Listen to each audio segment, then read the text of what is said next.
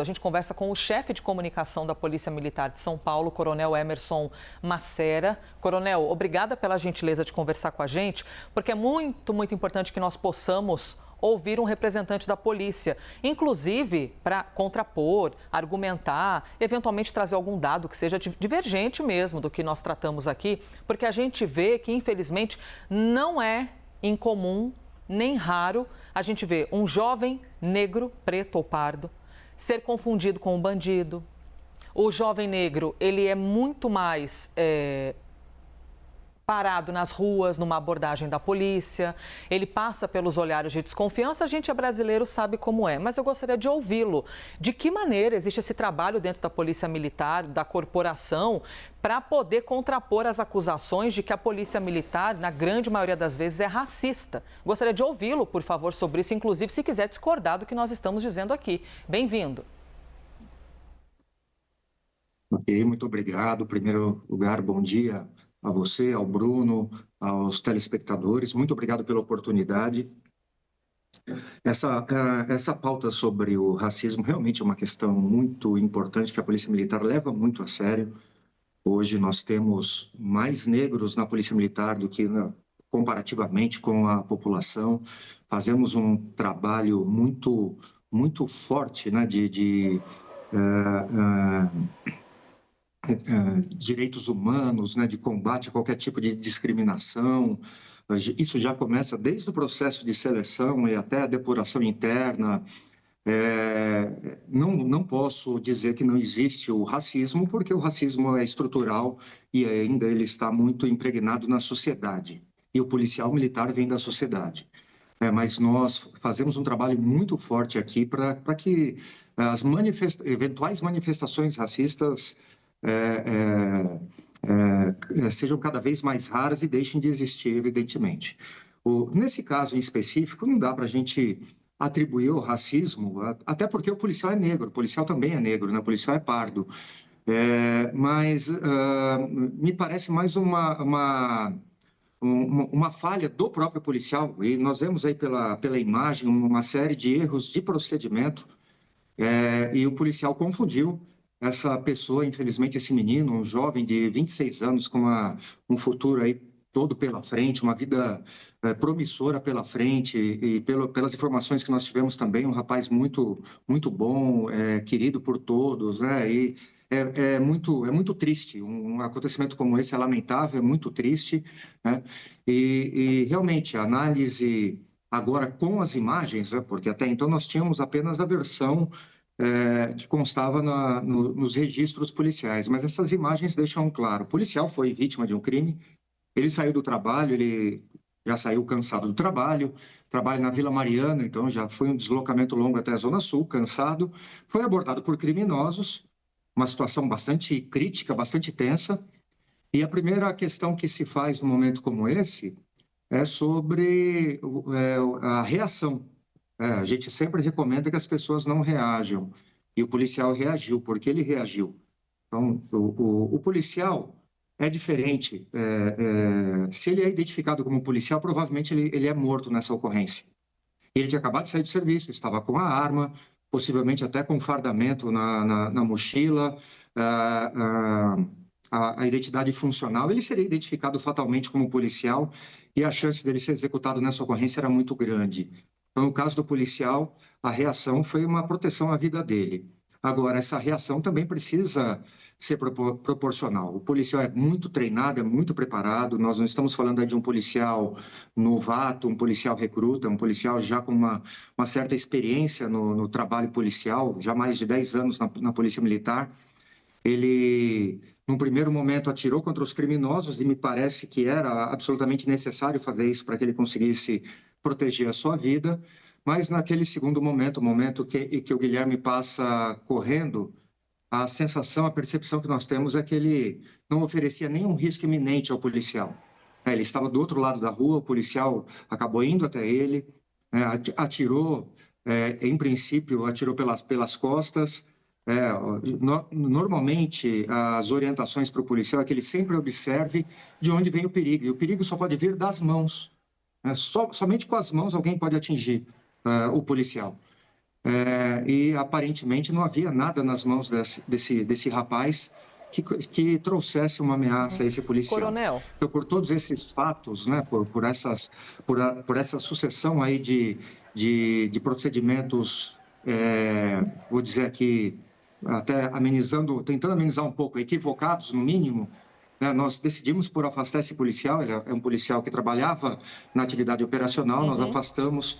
Ele vai permanecer em atividades administrativas enquanto perdurar aí o inquérito policial, o eventual processo, sem prejuízo de outras medidas administrativas que vão ser adotadas no curso aí das investigações. Coronel, o senhor já nos traz muitas informações importantes sobre o rito, até sobre a própria impressão, né? Quando o senhor diz que foi uma atitude, no mínimo, equivocada e até trazendo um pouco da experiência do policial e que, de fato, o Guilherme, que agora está enterrado, né? Só de pensar na dor dessa família é uma parada horrorosa. Enterrado por uma atitude que foi ali equivocada e é mais um caso que a gente traz aqui. Então, agradeço novamente o senhor estar com a gente. Bruno Teixeira, nosso repórter, que está acompanhando o caso, também vai lhe fazer uma pergunta. Bruno, por favor.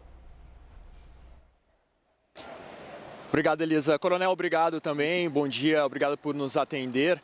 Gostaria de insistir um pouco também no que a Elisa perguntou, já que o Guilherme ele estava desarmado, como o senhor disse, não estava de capacete como os assaltantes que abordaram o policial, e a família insiste que, para eles, isso teve um viés racial. O senhor acredita que o que a polícia coloca como um engano pode ter sido motivado também pela cor da pele? Eu vou insistir nisso, uma vez que outras pessoas estavam nesse grupo, mas quem acabou sendo baleado foi uma pessoa negra aí pelas costas. Bom dia, Bruno. Mais uma vez, obrigado pela pergunta e pela oportunidade. É uma questão muito subjetiva, né? É uma questão do próprio policial. Então, o que nós podemos garantir é que fazemos um trabalho muito forte aqui de combate a qualquer tipo de discriminação na polícia militar. Como eu disse, né? Não dá para falar que não existe racismo, nós sabemos. É algo estrutural, o racismo existe na sociedade, o policial vem de lá. Agora, dizer que ele foi motivado por fatores racistas, numa ocorrência como essa, que com toda a tensão da ocorrência, o risco de morte, é difícil, não dá para garantir, eu não consigo descartar e não consigo te dizer que foi por isso, né? Enfim, que não dá para descartar o racismo, mas também não dá para garantir que isso tenha acontecido. É um fator muito subjetivo, realmente, da avaliação, que passou pela cabeça desse policial durante a avaliação. O que a gente pode garantir é que, se existe racismo na sociedade, claro, existe também na Polícia Militar, mas numa proporção muito menor do que na sociedade, né? Como eu falei, esse policial, inclusive, é pardo, né? Então, ele é negro.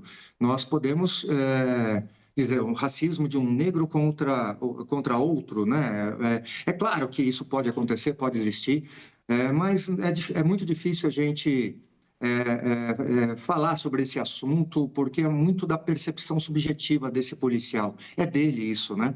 Então, é uma questão que, eventualmente, claro, né? Evidentemente, nós vamos tentar esclarecer no curso das investigações, né? Conversar muito com esse policial, mas eu prefiro não ir por esse viés racial nessa ocorrência específica.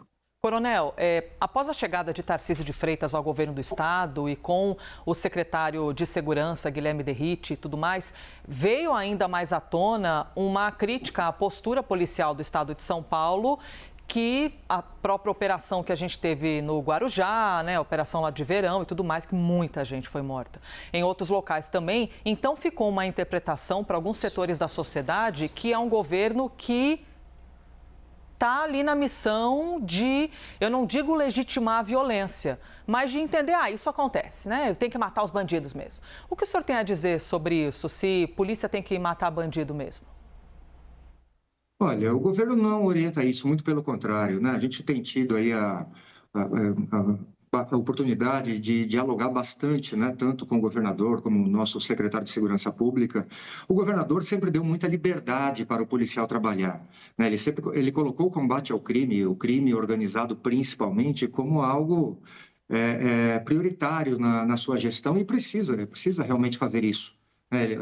Vamos dizer que seguiu ali o caminho correto.